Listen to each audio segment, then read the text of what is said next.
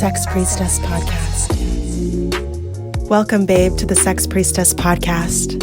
I'm your host, 𝐷𝐚𝐭'𝐬, and I embody all things forbidden here in the Western world. I am a Magdalene, writer, creatrix, and sex priestess. I teach devoted women how to heal sexual trauma, embrace and express every aspect of her existence so that she feels safe to create her most pleasurable and authentic life. I've spent lifetimes as a sex priestess, spent over a decade in the sex industry as a conscious stripper, and half a decade healing my deepest sexual and ancestral trauma. My mission in this lifetime is to heal what my ancestors couldn't while embracing every single story, as my story is also yours. I'm here to share with you all that I'm learning on this powerful path of the sacred sex priestess, what this actually means, and how to embody the magic within the mess. This high-frequency podcast will create a personalized experience of deep internal healing as we share and hold space for stories of pain to power, pain to pure pleasure, claiming our rightful throne of the sex priestess. May you receive exactly what you need to here. Let's do this, boo.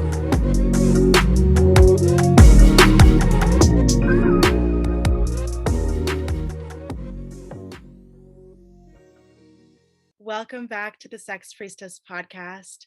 My name is 𝐷𝐚𝐭'𝐬, and I am so fucking honored to have a dear sister of mine as a guest on the podcast. Welcome, Kayla. Welcome, babe. So much. Thank you. Oh my gosh, babe. I'm so excited to be here with you. We're going to be diving deep into so many different things, and I really just wanted to presence you and honor you in your story and the work that you're doing now, and your devotion to healing, your devotion to your own passion, and your devotion to your purpose, which is fucking creation, because we are creation as sex priestesses. So welcome, babe. It's a fucking honor to have you here. It's an honor to be here. I feel truly so deeply honored to be able to share this space with you. Yeah, thank you so much for being here, babe. Oh my gosh, it's a privilege to have you here. And so just to, as a disclaimer, guys, we're going to be talking about abortion, and we're also going to be talking about some heavier topics. So Kayla actually experienced, she was in a cult. So after her abortion, she was in a cult, and we're going to be diving deep into what happened and what she's healed, and just all of the things that want to come through. And I'm just so fucking excited. So I wanted to share that first, because sometimes it's like when we don't know exactly what's going to be spoken about, it could be a little bit shocking, but that's kind of the fucking medicine, So I'm going to do a little bit of an introduction. So Kayla is many fucking things. She's a digital creator, an aromatherapist, a writer, and a creatrix, and a cat mom like me. And with this passion, so she has a passion for creation. And so with this passion, she loves to help people birth and give life to their visions and to their passions. And we're going to get into Kayla's offerings at the end of this episode. So welcome, babe. I would love to receive a little bit about you, because I know I just did an introduction. Is there anything that you want to add, like anything that's happening in your life right now that you want to share that's I think at this point in my life, and this time in my life, it's so funny how Aries season just began today and the spring equinox. So happy spring equinox, everyone. Yes.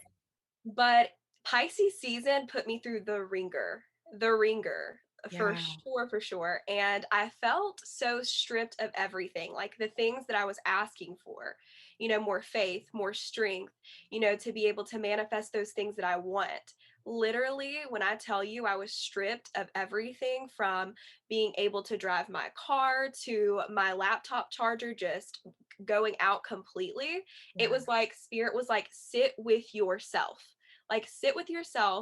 and allow this clarity to come through by being in your body, because you're running here, there, everywhere. Like, it really was a grounding and like just a space for stillness that I feel like was so needed. And so I'm coming out on the other end of that. And after I fully like surrendered to that, literally the part for my car, I ordered it yesterday. It's coming in today and somebody's fixing it for free tomorrow. What?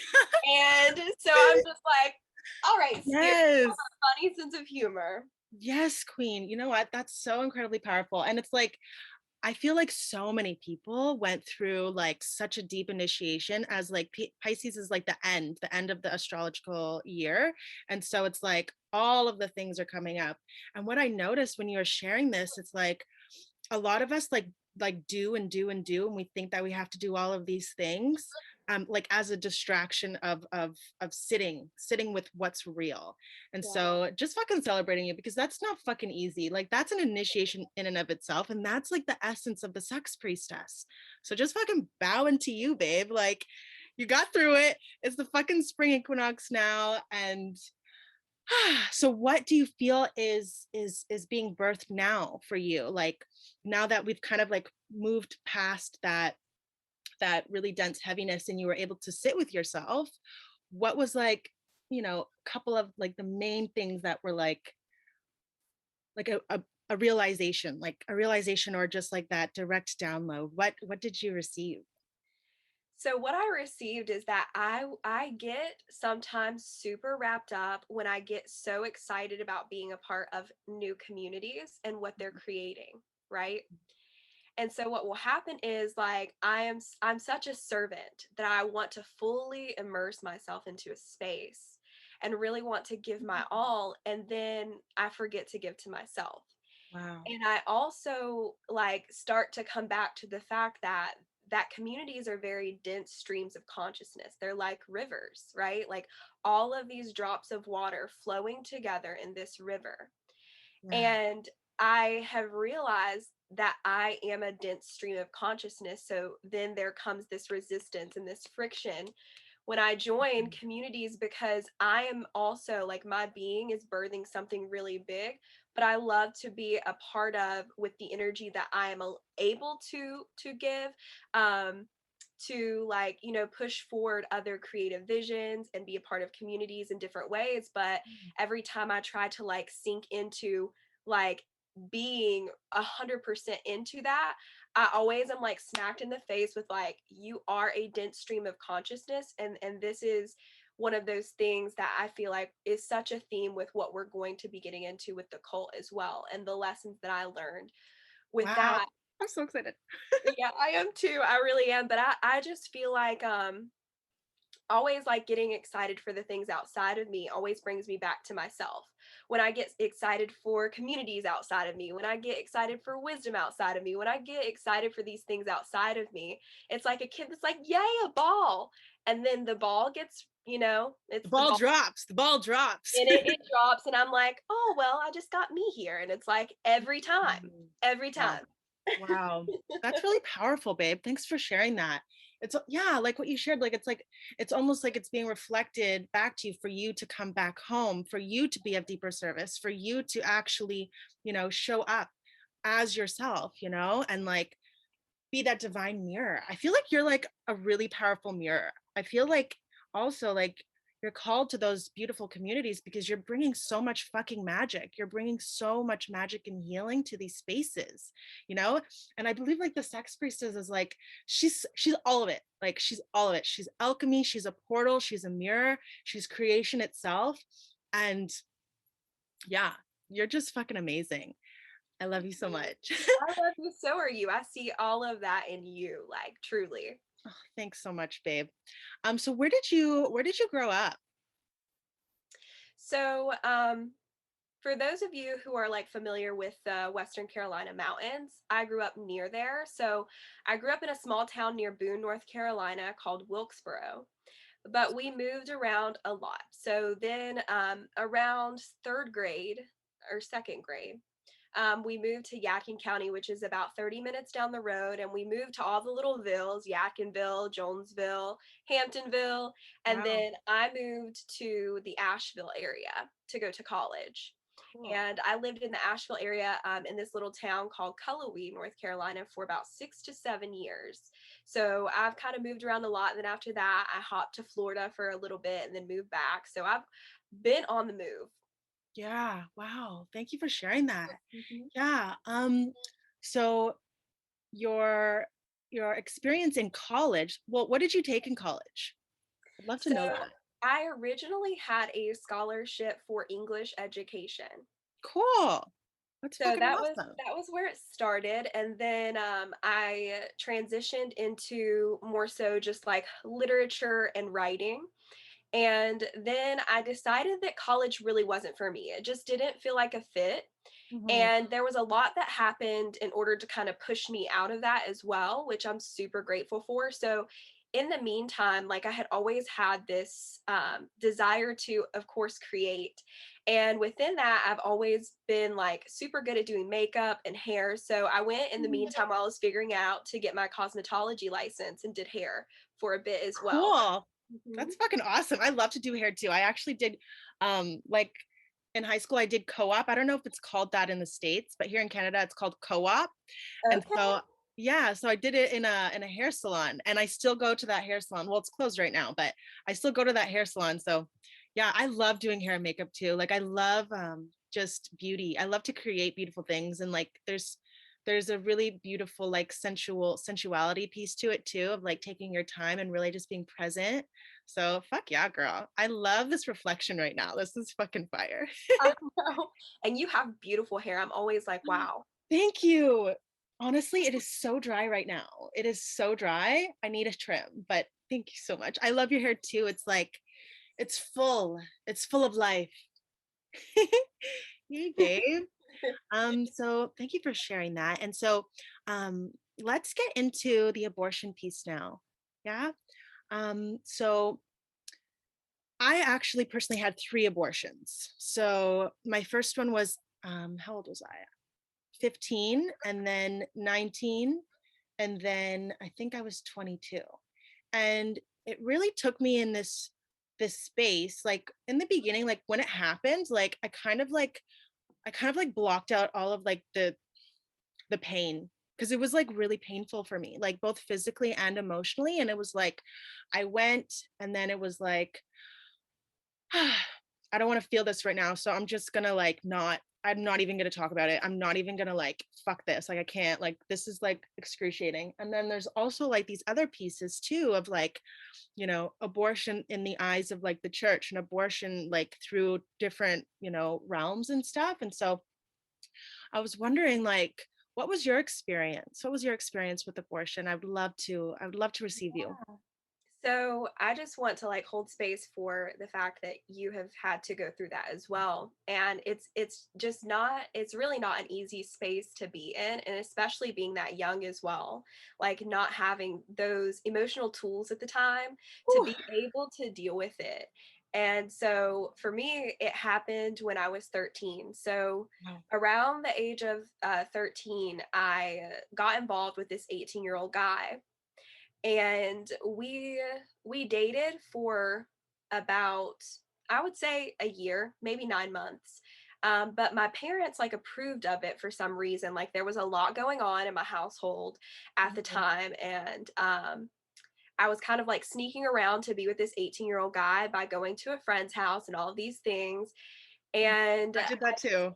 yeah, I always had this like old soul about me that like I could always tell what the adults had going on. Like I always knew what all the secrets were, all the things Oh my like. God, me too. And so, you know, when it finally came up, and like my stepdad knew before my mom knew, and he had allowed it. So then like he had to talk with her, because I was, you know, kind of the little tattletale. I was like, well, you've been letting me do this, and so Mhm. if you don't let me, I'm going to tell her that you knew this whole time. And, you know, I was Yeah, just a trip at that age. Like I just had a one up on rebel. the adults. Yes, just a rebel. And so they allowed me to date him, even though they really did not agree with it. They didn't feel comfortable with it, and that in itself was a really tough experience. But speaking about like the getting pregnant process, like when I found out that I got pregnant, like it was just this moment of shock Yeah, and disbelief.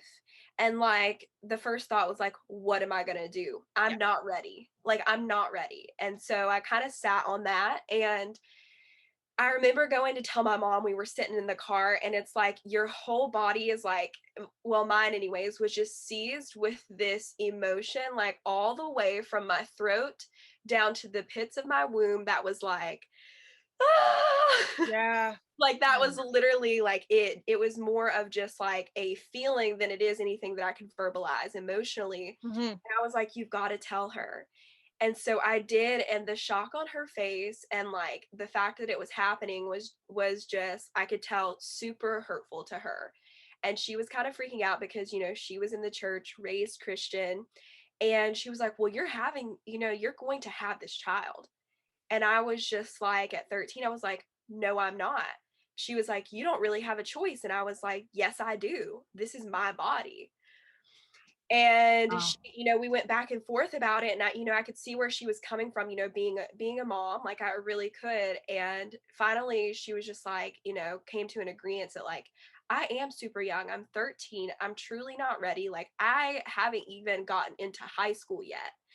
Yeah. And I'm literally still in middle school. Like I'm not ready for this. I'm not. And so we made the appointment, and I remember like riding up, she had a friend come with her for support for her, and it was just one of those days I'll never forget, like the tiny moments of just like looking outside of the car and like really sitting with that choice and actually getting there. It's like one of those times where like before the separation and the numbness happened, I was so in my body and so present of everything going around me.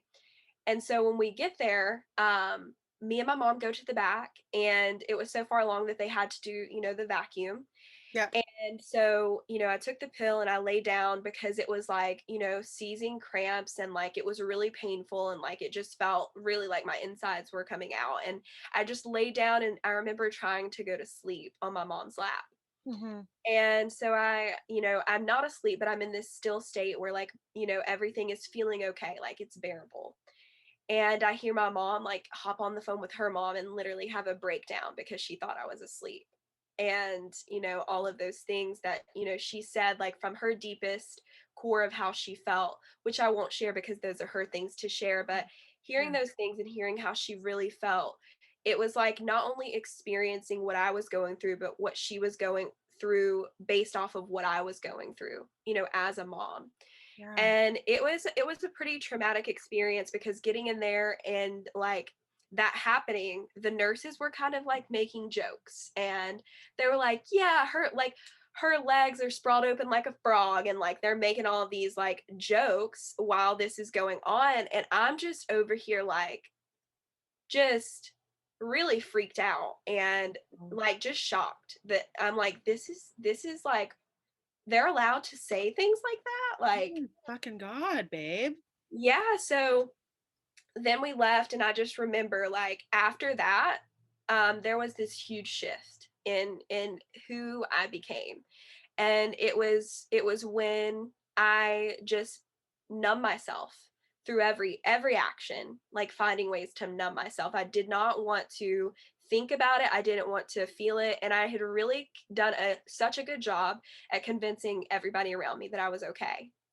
And I got kicked off the cheerleading squad because I like missed that day to go do that, and I didn't want to tell my coaches that that's what had happened. And so it was just like on top of that, like losing the one thing that allowed me to kind of like express joy in that way at the time. Oh. And I just kind of like it put me in this space of like solitude. Really, I would lay in the bed, and really all I would do is watch Charmed, and I would just like I love see. Charmed. Witches unite. Huh? I said witches unite. Yes, witches unite. So I would just, you know, numb myself through things that felt comforting like that. And that's when I really started emotional eating, and I would numb my feelings through food. I would eat all of the time. And I just like had very low self-confidence, very low self-esteem. And I remember being like in like gym, and the guy had kind of at the time when he found out about everything, he completely ghosted me. And so I tried to call him from like the gym phone, and I remember him picking up and hearing his voice and being like, it's me. And he literally hung up. And like in that moment, like it literally felt like I was dying. And I was just like, thank goodness that like heartbreaks don't feel like that in adulthood, because when you're Yeah. at that age, like heartbreaks literally feel like your world is ending, Yes. you know, and on top of everything that was going on outside of what should be going on when you're that age, it was just a lot to deal with. And so yeah, I turned to eating, and I really like kind of withdrew myself from my peers. And like there were just lots of rumors that went on about me because of that, because I was so outgoing before that, and nobody quite knew what happened, like what was that Yeah. shift, like why is she so into herself now and just reading. I stayed in the library. And so Oh, it was, yeah, it was a really tough part of my life. But really the point where I began to heal from that is when I got into college, and I was able to like freely be me, because at home, like even going through like the emotional eating, there was shame around that, and there was like you know, you don't need to eat so much, and like if you could just lose a few pounds, and like these things that stick with you through the things. And so it truly was a tough experience. But I think the most potent thing that I gained from that experience is being able to put myself in the shoes of someone else who has made a choice that I might say in this moment that I would never make. But if I have never been there, then I truly don't know. And it like allowed me to really open this space of love and compassion where I really didn't have that before, and really kind of put down those judgments and really be able to embrace people just for who they are, not for who I want them to be, not for who I see them as, not for this image that I create of who I think that they are, but like in this moment as they are. yeah. Oh my gosh. Kayla, thank you so much for sharing that. Oh, I can relate so deeply. I can relate so deeply to just this piece with your mom. And like, I also sense like obviously, we're connected to our mothers, Yeah. so deeply. And it's almost like as you laid on her lap, it was like that was a confirmation that, you are connected to her, and you were exactly where you needed to be, and look what you have like healed. Look what you have like, look what you can share now. And so I'm just like, fuck yeah, babe. Thank you for sharing that. I'm honoring you so deeply. I relate to everything that you've just shared, and like the age part as well. Like my first abortion was so hard. Like it was so hard. Fuck. Like, and the guy that I was with at the time, we used to fight a lot. Like we used to fight a lot, and like I didn't feel supported at all. And so I feel like something that you've mentioned is the nurses were not supportive at all.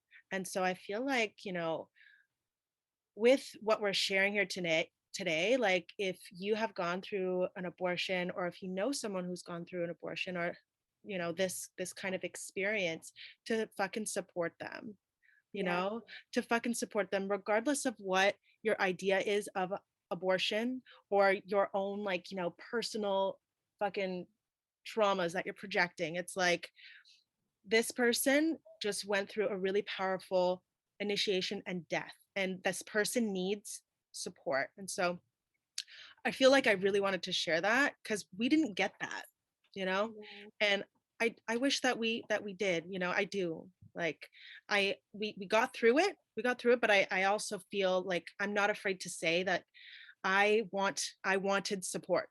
I was not supported, and so just really wanted to presence that, because I feel like that's a really big piece too. Like sometimes we feel like we can't say what it is that we want, or what it is that we've needed before, because we're too needy, or we're this or we're that.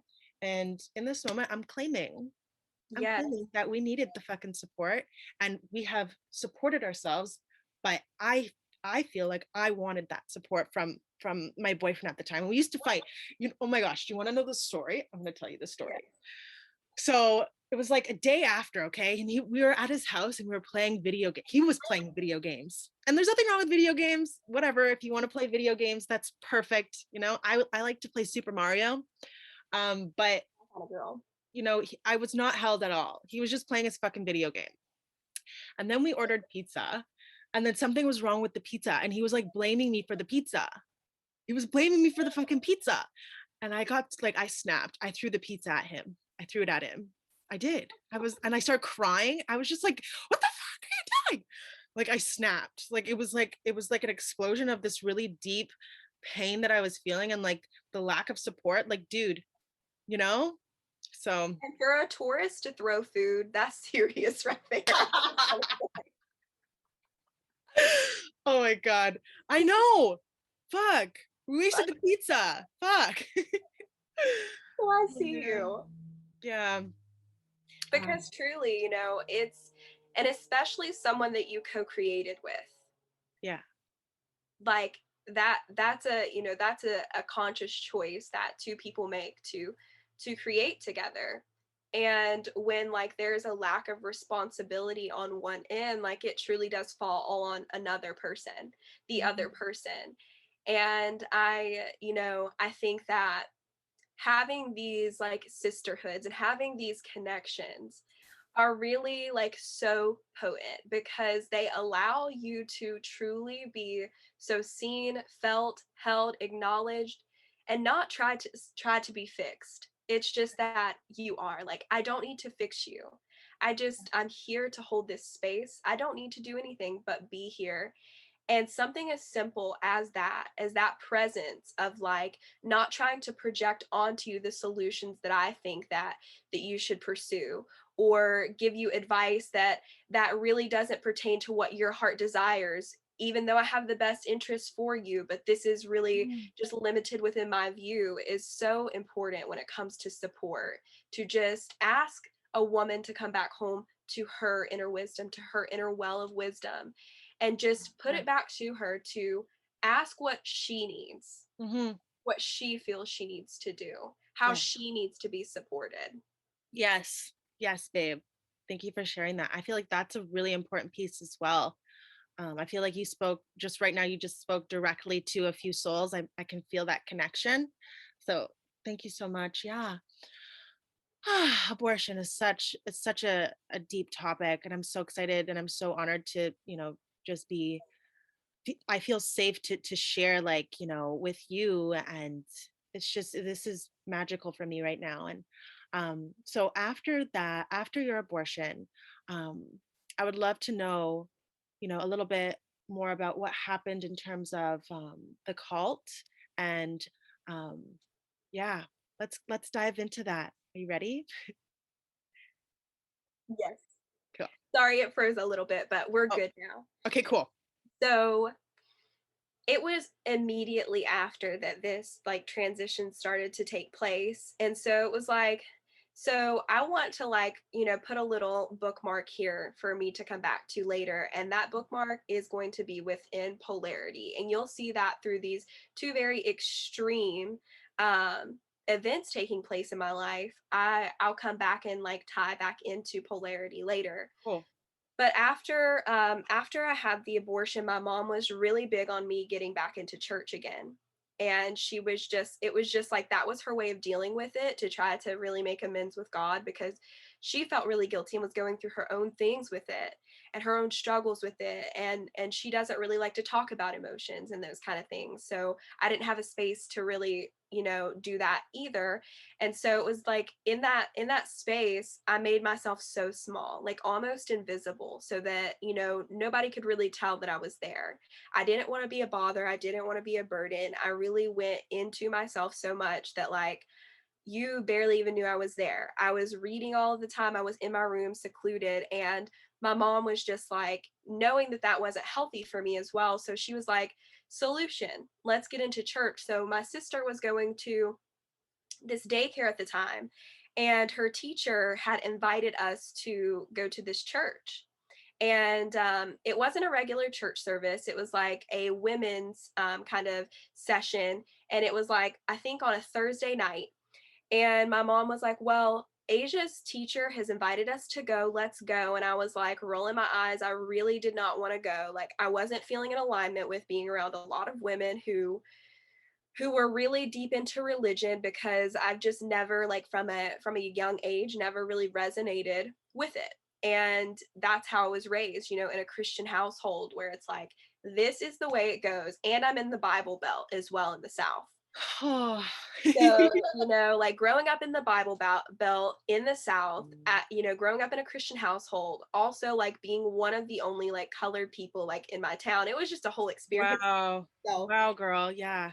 So she made me go. And so we get there, and I remember like, there was this moment where I was like, there are all of these women like enjoying themselves together. They're eating, they're like having fun, they're like supporting each other. And they asked us to write down something that we wanted to release on a piece of paper. And I wrote down the guy that, I was with, the 18-year-old guy. Mm-hmm. And I remember just like, releasing that in that moment. And that was such a powerful moment for me, the moment of just writing that down, that I associated that with the actual group. And it's so funny going back in your adult mind and like looking back with the lens that you have now on like what you went through, because it's like you see it and it's like, that's what that was. Yeah, for sure. Yeah, 1,000%. Yeah. And so after that, it kind of snowballed very quickly. My mom wasn't able to go to the church service, but she still wanted me to go. So she sent me to this church service by myself with the teacher. And when I got there, it was just like, there were just like 8 people there. I had never been to a church setting where it was so small, but it was like in this old like 4-H building. It was like an old like community building. And, the pastor started preaching, and it was very intense. And like, I could just tell that like there was a lot of love for the people that they had for each other there. And, I, at that point, like I enjoyed the message that day. And I enjoyed the like sense of community and support that I didn't really receive at home. And so I was just like, these people are really here for each other. That's what I felt it. I felt that they were very closely intertwined, and I didn't realize how closely. And so at that time, I'm like, I'm 14. And when my mom's not there, and this is a red flag now, but didn't realize it then, I just felt special then. And that's like a very key part of it, is like that feeling of being special, of being, being on a pedestal, of being different, of like, all the things that I felt like I would never feel about myself again from just like having that experience. To like coming into this space, and my mom wasn't there, and the pastor asked me to join the church without my mom being there. And so, That's did. another red flag.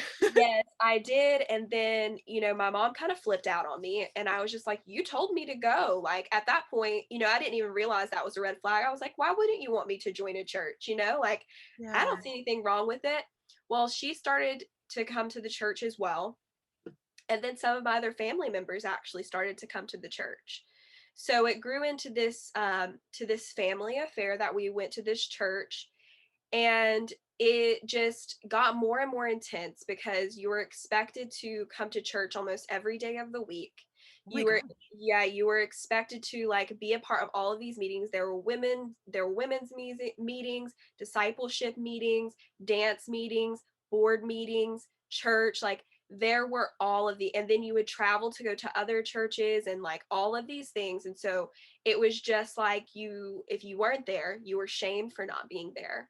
And then really like anything that the pastor would say, it was like, I came to see that like everybody just listened. There was no questioning. There was no like, whatever the pastor said, it was, even if like it would contradict, and then it was really during that time when I like just got really into it, because I was like, I have a bigger purpose here. Like I'm able to make a difference. Like they're wanting me to be on the board at this age, which is another huge red flag. And I was just a part of all of these things. And I felt like it finally was a space where I was seen, and where I was like special and connected and supported by all of these people. And so I just, I kept going. And my mom, she was having a really hard time with going, because the pastor would kind of preach at the adults, like specifically, like be calling them out in sermons and like to their personal situations and like things like that. Wow. And so this story gets wilder. So then like you know, some time goes by and my mom starts like falling asleep at the wheel. Like that's how much that we're going. Like she's falling asleep and like she's not really, you know, wanting to go. And like a few of my other family members stop going because they start to feel uncomfortable about being called out and about, you know, feeling shamed and for feeling controlled, really. And, you know, then like behind the scenes, I'm experiencing it all that my mom's not even experiencing aside. And it's like, you know, well, these people, you know, aren't really in alignment with God. And, you know, they're just, you know, allowing the devil to just take them off of their path. And I'm just like so proud of you for being here. And there was always this just background praise of like, but I'm so proud of you for being here and for like stepping up, even though these adults aren't stepping up. And, you know, as young as you are to be doing the things that you're doing. And like I said, it was just like being poured into, like, you're so special. You're so special. You're so special. And like to be groomed and like, yes, so, that's like grooming. That's like pure grooming. Wow. Yes, I was with the pastor and his wife all of the time. And not a lot of people were. Like I was with them all the time. Like I would stay the night over there. Like I would stay like in like separate room, and like people didn't stay over there. So like really and truly, like, you know, I was very close with them, and it got to the point where I started to feel like there were certain things that weren't lining up in my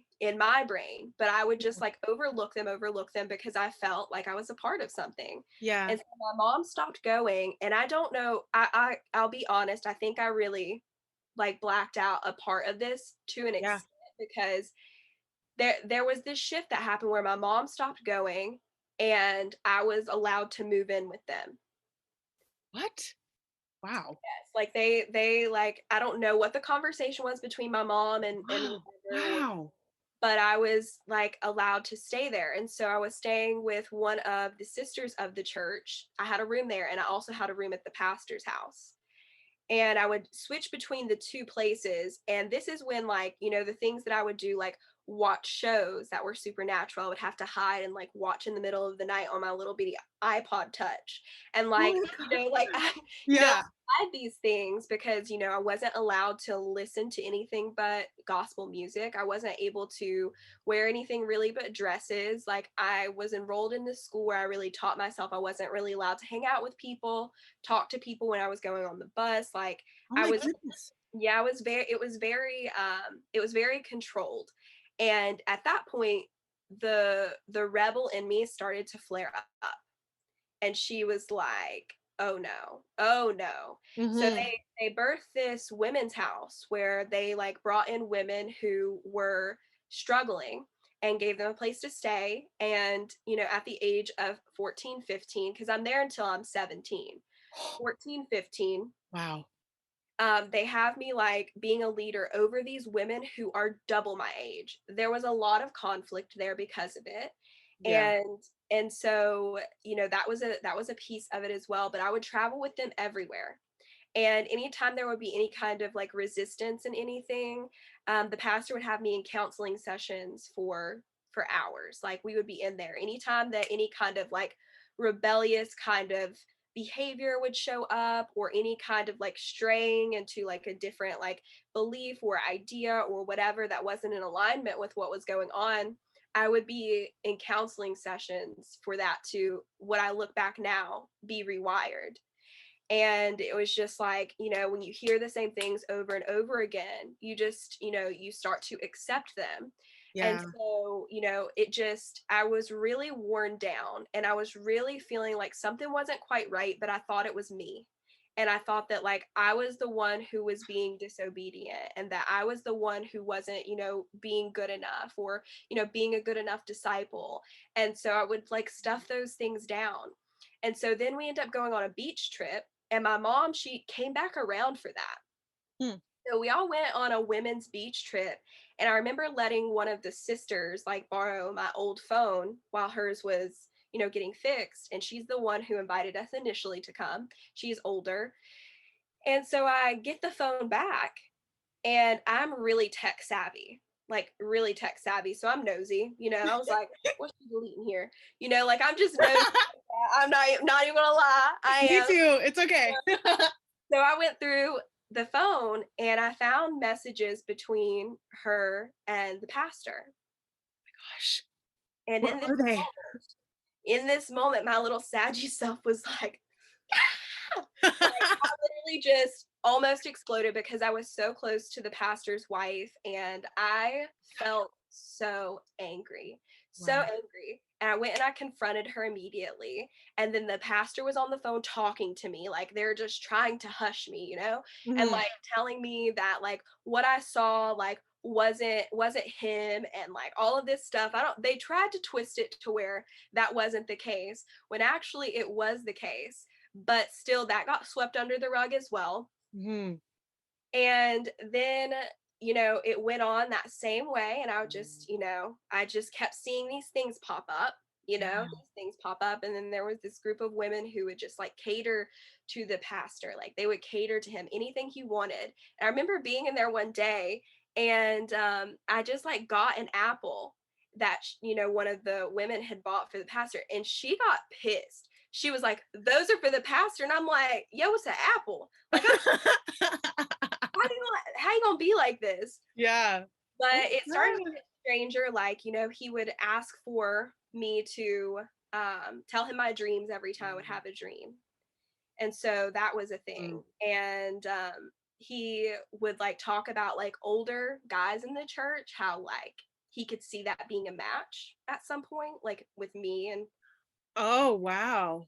And so like in these counseling sessions, like a couple of times it came up where he would like just say inappropriate things like that, you know, he could tell that I had sexual gifts. And that's when I started to like be freaked out like a little bit. And I was just like, you know, just seeing these things pop up. And so one day I just had a breakdown at this middle college that I went to.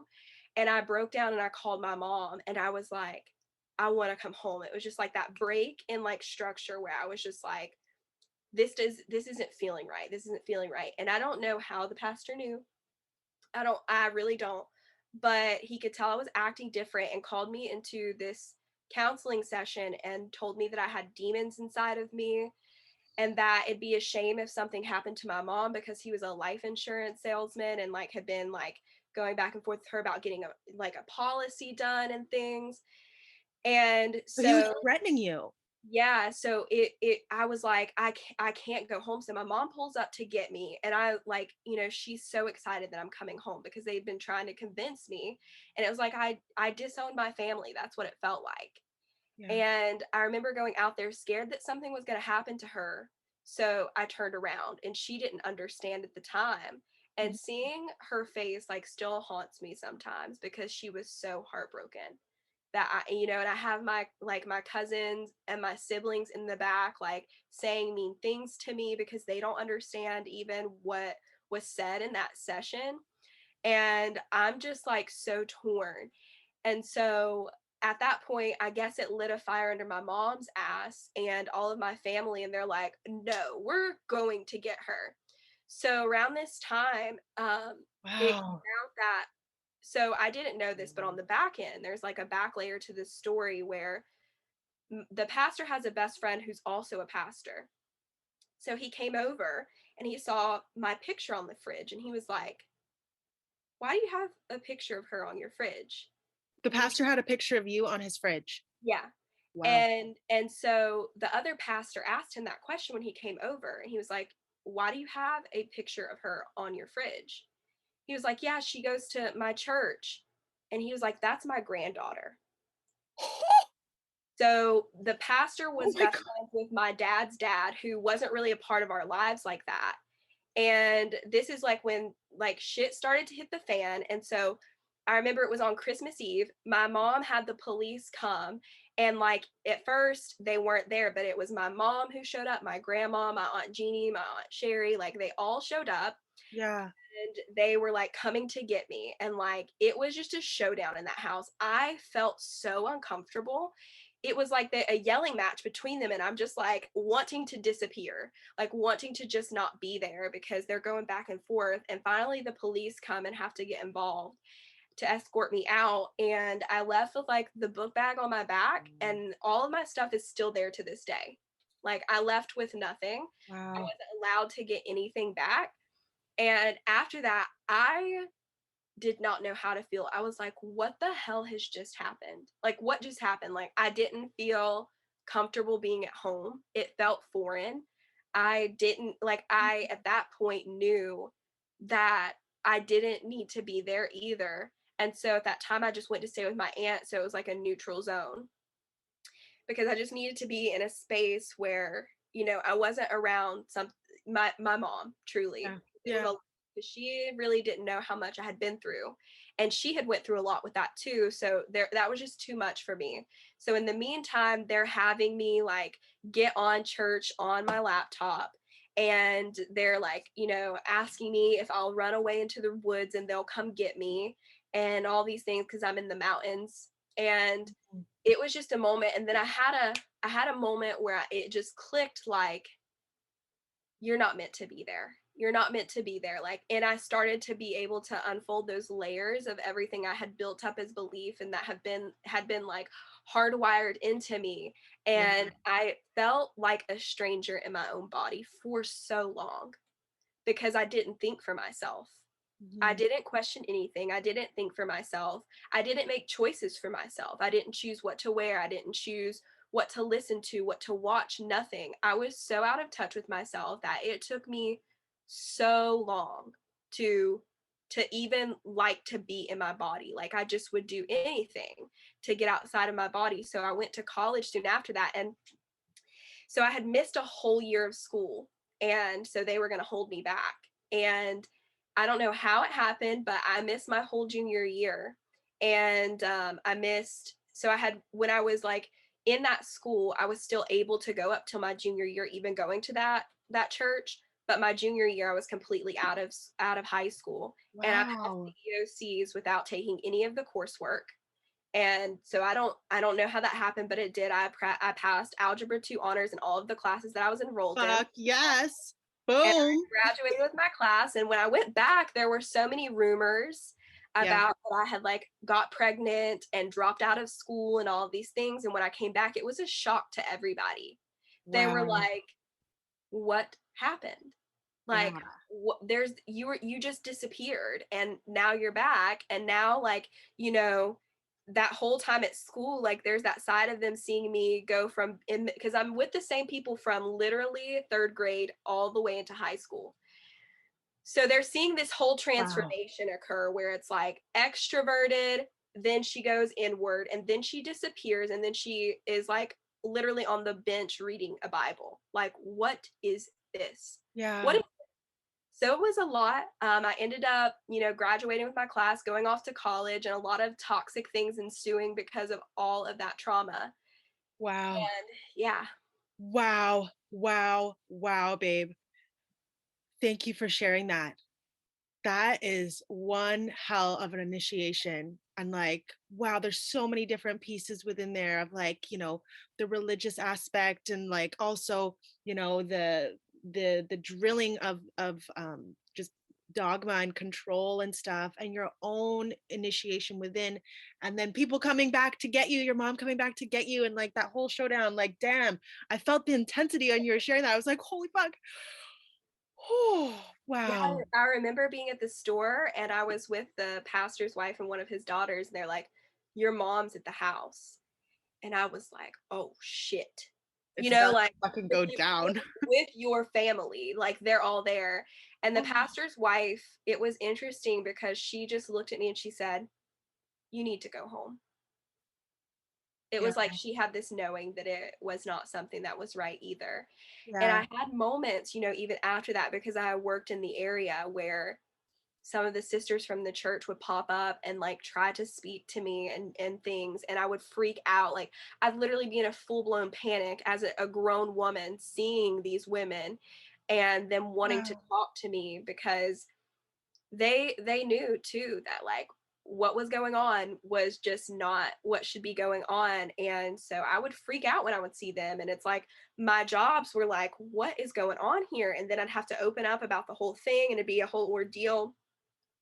So I had these moments that were like, spirit was like, you've got to face this. You've got to face this. You got to face this. Like, it caused me to open and open and open. And even though through college, you know, I numbed myself through drinking. I had never drank or smoked it all the way up until college. And I just went really heavily into partying, into drinking, into smoking, anything I could do to escape. And I, you know, that was fun for a while. And then I really met a group of my soul sisters who I'd known since I was younger, but we didn't connect. I was just sitting on the floor one day and they come out of nowhere and they're like, Kayla, is that you? Like, I haven't seen you since you were younger. And like, we started to become friends, and it's blossomed into the greatest gift in my life, truly, like feeling so seen, so heard, truly. And it's like this collective understanding without, you know, any boundaries, any kind of anything having to be discussed. There was just this like collective consciousness that kind of came together. And it was just like that. When I connected with my soul tribe, I had this big initiation and this big opening of expressing myself and being me and being seen and being like embraced and fully radically accepted by these women. And I had never had that in my life. And it was really what the source of my healing came from, is from like being connected with women who also had been through so much and who chose to like show up and deal with the things that they had been through. Oh my goodness. Yes, babe. I resonate so deeply with that. And like that is like a whole like you have like the cult situation with like the cult leader and the pastor and stuff, but then there's also the sister aspect. So it's almost like your initiation with the women in the cult, you know, really showed you what true sisterhood is. And without that, it's almost like, could you have been open to receiving that without understanding like what is like shadow sisterhood, you know? And so that's really fucking powerful, babe. I would love to know, like, so after you moved back in with your mom, and I think you went to college, and so like right before you met your soul fam, um what healing, like, can you get into like maybe a little bit of the specifics of what you were doing to heal yourself and this trauma? Yeah. So at that point, I really wasn't, spirituality was not on my radar at the time. And so during that time, what was really healing for me is I had always been a huge reader and a huge writer. Like those had been two things that I had always loved. Like from the age of 13, I had this book blog called Bingle Reads. Oh my God, cool. So I built it up to the point where I would receive advanced reader copies from publishing companies in exchange for reviews. And so I was like doing that, and I had built this whole community online, and I was really connected. I was connected with authors. I was connected with people within publishing companies, and just building these relationships and these connections and expressing myself in that way and connecting through like getting into other worlds.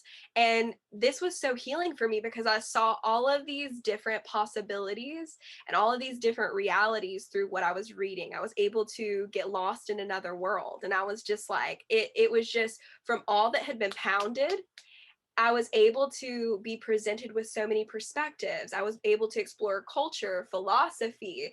I was able to read like smutty romance. I was able to, smutty romance. all of the things, you know, I was able to just express myself fully through books, like and so this was a big part of my healing is reading. Like books saved my life. They did. Oh my God, thank you. Oh my gosh, reading and writing has like deeply served me on my path as well of healing. And wow, and it's so simple too, you know? It's so like, simple. Wow. Thank you so much for sharing that, babe. Oh my gosh, this is absolutely amazing. So the part where you went through the woman's phone, what was in there? So there were these texts where they were talking about meeting up when the pastor's wife was not home. Oh.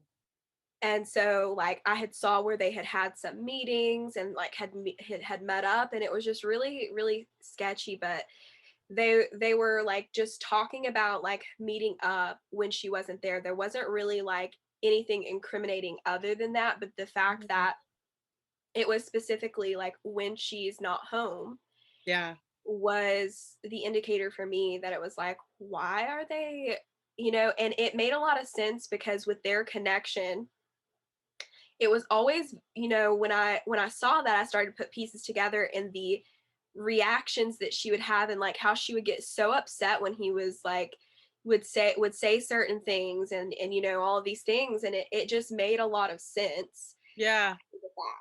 Is it the same lady with the apple that told you not to eat the apple? No, okay. No. So the lady who like I went through the phone was the one who initially invited us. The lady with the apple was the one who I actually had a room with. Oh, okay.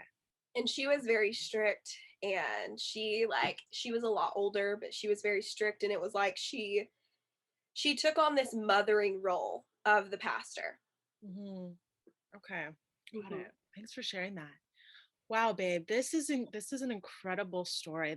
Thank you so much for sharing your journey, and holy cuss words. Wow. And you also shared like, after the fact, you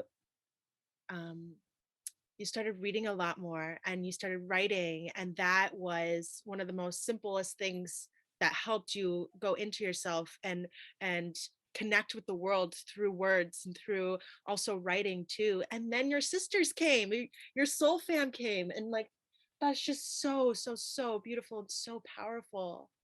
Wow. And it was, at that point in my life, I was really at rock bottom. I really, it was a fresh start for me, but I still didn't know how much I had ahead of me as far as healing went.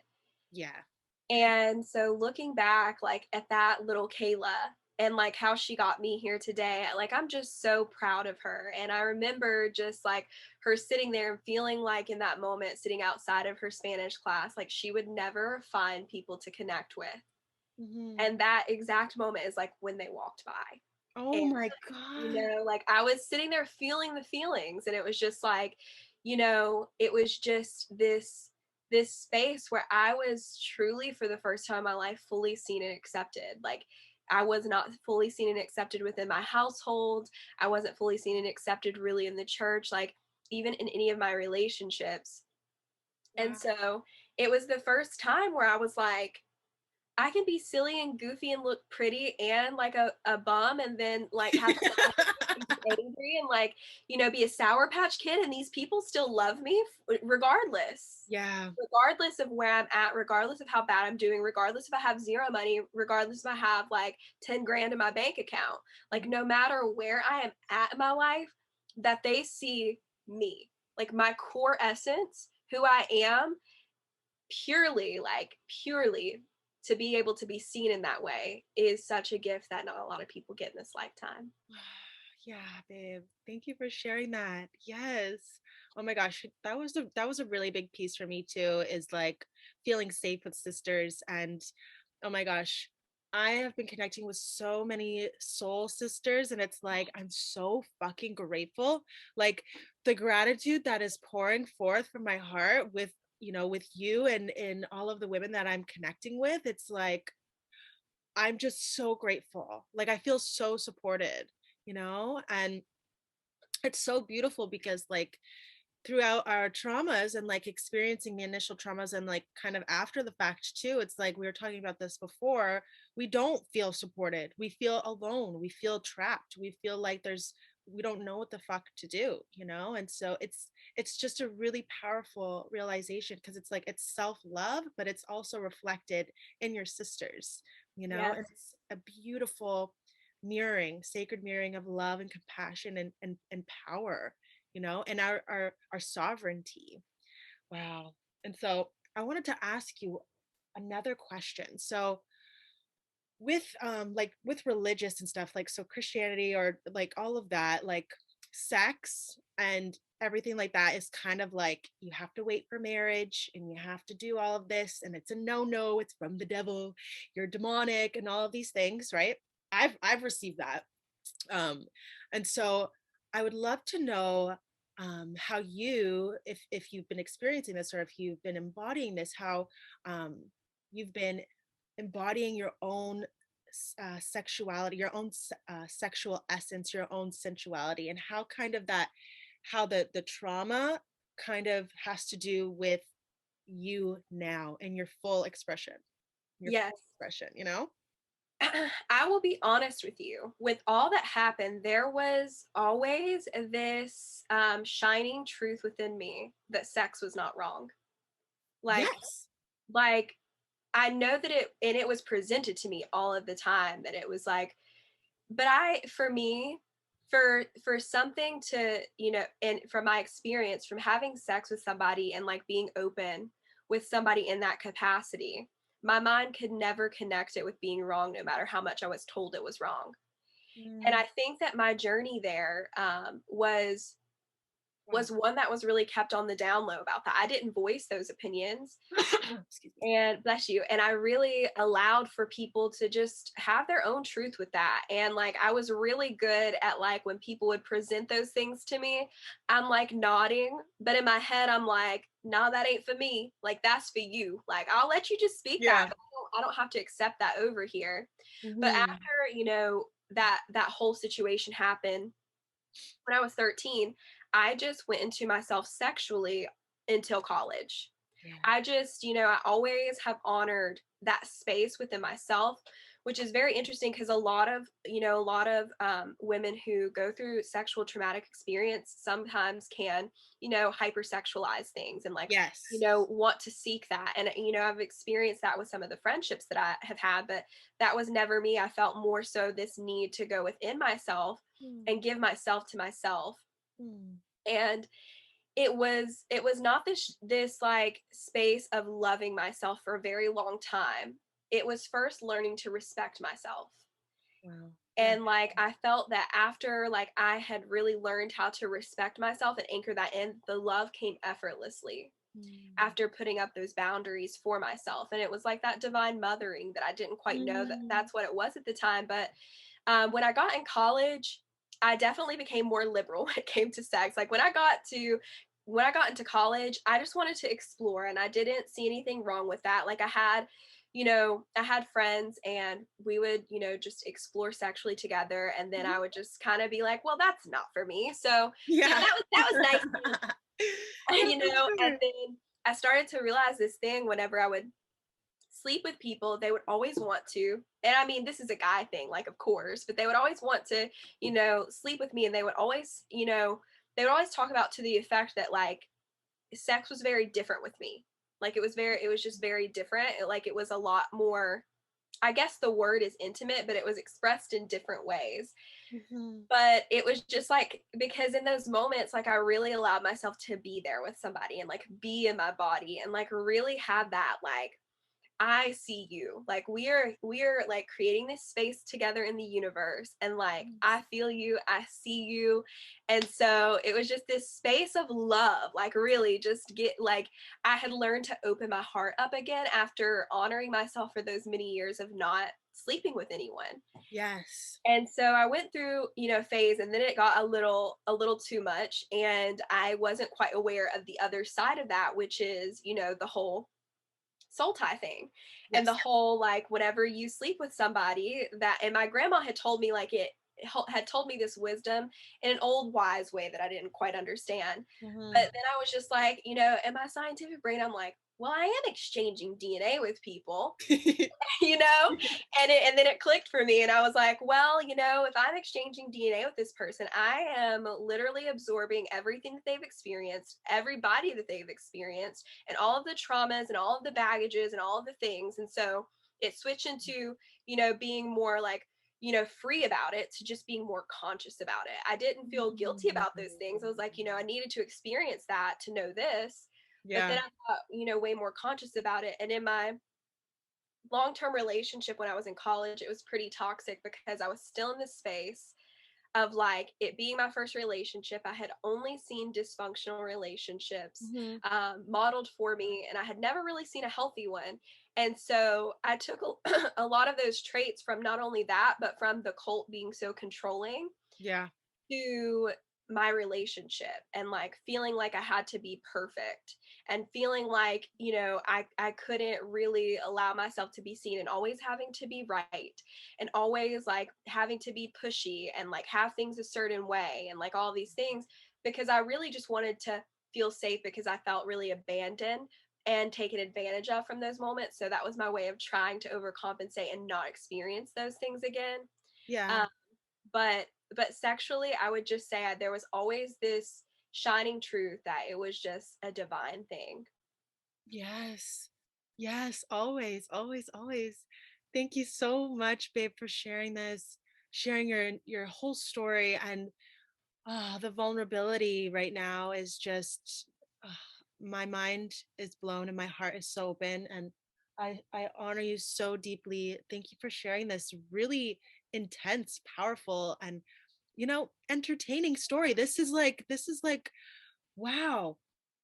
I feel like so many people can relate to this, to your story with, abortion and with the cult in so many different ways.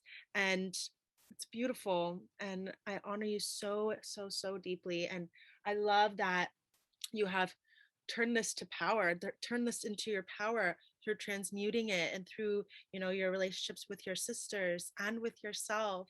And like I was sharing with you before, I believe that like integrated trauma births so much compassion for ourselves and for each other. And that's like a key code to freedom. It's a key code to freedom is compassion, is like acceptance, and like really going in. I feel like you're very avid of going within yourself and really just finding that within you. And you're just so magical. There's so much to you that I can't even, I don't have enough words for it, but I love you so much, Kayla, and thank you so much for everything that you've shared. Thank you, babe. You are so welcome. I do want to add one more thing, because I Yeah. feel like this really, like, you know, is a big takeaway too from experiencing being in a cult. Like, you know, coming into the spiritual community, it really gave me that power to not seek outside of myself, not to put above me, not to, you know, feel like somebody has something that I don't, and to always like be open to receiving like others' truths without having to shift my own.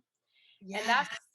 that's what it gave me, is like they can both Wow. exist, it can all exist. And you know that I can be my own dense stream of consciousness, and so can you.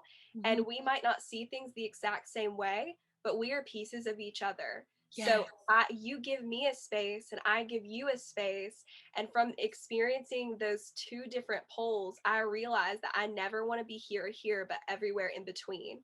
Ah, And I allow myself to experience all of the grayness of the polarities, because yes. that's what we are giving birth to. Like, giving birth is giving birth to all of these different spaces on the polarity spectrum. And Yes. it wouldn't have a space if there wasn't an opposite vibration and opposite, you know? Yes. So Yes, queen. Yeah. And yeah, that's like what I've been like talking about. I just haven't said polarity, but it's like, like the trauma and then like what's birthed from it and like the space in between. Like, fuck yes, queen. Oh, I love you so much. So last question. Actually, I have two more questions for you. So to you, what does it mean to be a sex priestess if you identify as a sex priestess? What does that mean to your heart and to your body? you know, for me personally, I express through literature, and through you know, like I live in a library, and I express through like being this librarian archetype, and like embodying, like sharing knowledge and wisdom with the knowledge and wisdom of the body. And like that, our body is that art, our body is that literature. Like, we are literally like walking words, we are. And so that's how I personally express. And that's why it kind of like led to giving birth to this living library temple space that's going Mhm. to take like a year to build, but having all of these different rooms and welcoming in all of these women to like also share their teachings and allow them to monetize from it, because I feel like all of our codes are so needed. And I've been feeling this need to express myself sexually more, and I used to do that by having sex, and now it's been being expressed in so many different ways, through creating designs, through branding, through working with other people, through taking like sexy pictures of myself that are just turn me on, that yes, on, and like seducing myself and flirting with myself. Yes. It's truly treating myself like the goddess that I fucking am. Yes. That's what being a sex priestess means to me. Yes, queen. Oh, bowing to you, my love. Oh my God, this was incredible. This was fucking incredible. Thank you so much for sharing everything. So I feel quite complete with everything that was shared, and I'd love to know how people can find you. Like, I know your Instagram, but other people don't know your Instagram. So where can people find you? And do you have any offerings that people can, I guess, opt into right now, to work with you, to receive your wisdom and your medicine? Yes. So as of now, I have began offering web design and branding services. Woo! So I'm like in the process of building my website for it. It was birthed really organically. I just had a lot of people in my space, no matter what I was doing, coming to me for design, coming to me for branding, coming to me for writing services. And so many different people with all of these creative projects were reaching out, and I was trying to like piece it all together, and it kind of pieced itself together. And so I was like, why don't I offer these services to people, because they're asking for them anyway. So I offer web design and branding services. I offer writing services as well for people who want blog content wrote for them, for people who want social media content written for them, for people who just want content written for their website if they have a hard time like turning very mundane things into beautiful words. That's one of the things I love. Yeah. So those are my design offerings. And then I also have one-on-one mentorship. Cool. Where you really are going to get a trio of things, which is like practical, technical, and spiritual wisdoms. So it's not just going to be spiritual business coaching or just like the business and finance part. It's going to be all of it. And it's also so custom to you. Like, it's not a cookie cutter thing. Yeah. Exactly what you need is like what we work into. So it's completely like customizable, and we get to co-create together. I've really taken this year to invest in my business and finance education. I've been learning about financial literacy and how to build like a business from the ground up. And I'm currently in this program called BWO, where they teach you about digital real estate, trading, investing your money, like all of the things to do. So I really have this grounded wisdom for you to be able to like pick and choose from what you need. So I do have that one-on-one offering too. I'm currently working with one person, so there are only like 2 more slots open for one-on-one, just so I can give that intimacy and just have that space. And you're able to find that through the link in my bio. You can sign up for a free consultation call with me, and we can go from there. But my Instagram is Spiritual Business Doula, and we'll leave that below. Yes, we will. That's the ways in which you can work with me. Oh, beautiful. Oh my gosh. Thank you. Yes. So the links will be below, guys, in the show notes. And you could follow Kayla at what is it? Business? Spiritual Business Doula. Spiritual Business. Is it the Spiritual Business Doula or Spiritual Business Doula? Spiritual Business Doula. Beautiful. Yes. So all of the links will be below, guys. Thank you so much, Kayla, for being here and sharing. And thank you, everyone, for tuning in. We would love to receive you. So if this podcast episode resonated with you, feel free to message me or Kayla on Instagram. Yes. So thank you so much. Love you. Hey babe, thanks for listening to this episode of the Sex Priestess podcast. Head on over to the show notes for all direct links to follow me and any featured guest on the show. If this episode resonated with you, please share by leaving me a review, or head on over to my Instagram at 𝐷𝑆araNicoleOracle and send me a direct message. I love you so much. Thanks for listening.